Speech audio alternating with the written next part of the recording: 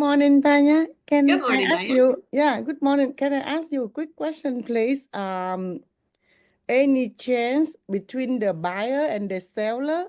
For example, the seller decide will let the buyer pay for the rent from this day to this day and change the date of the closing escrow. Do we need to do an amendment, or when they both send an email, that's enough? Depends on your escrow company. Oh, So some depends. escrow companies want an amendment to the purchase agreement for everything, for an extending contingencies, extending a closing date, extending anything. And then other escrow companies don't.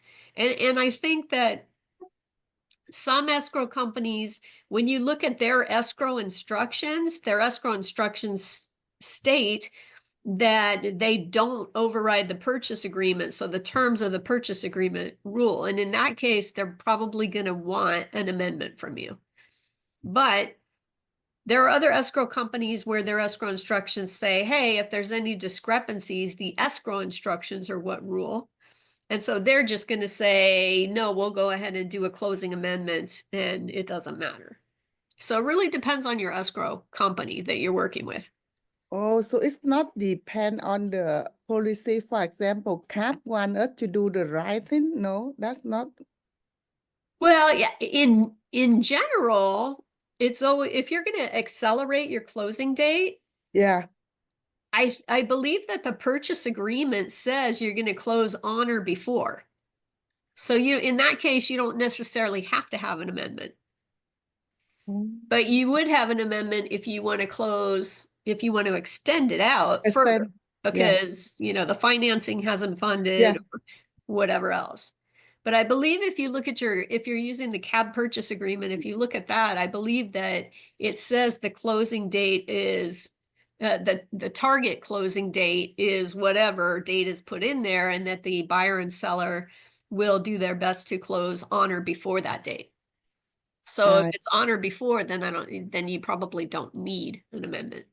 Only after, and then depend on the escrow. Yeah.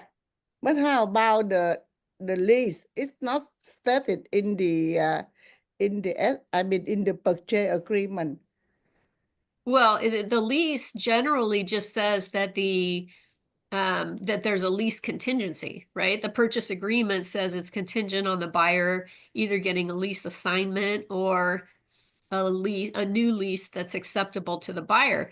Typically, when you have that lease assignment or that new lease, that assignment or the new lease is going to have a contingency in there that says that it's contingent on successful close of escrow number 1, 2, 3, 4, 5. Because obviously if the escrow never closes, then the buyer doesn't want that lease to go into effect. So they're going to sign the lease, but there should be a contingency in there that says that this lease assignment or this new lease is contingent on the successful close of this business transaction held over at escrow company, whatever. Yeah. Thank you, Tanya. Thank you. Yeah, of course.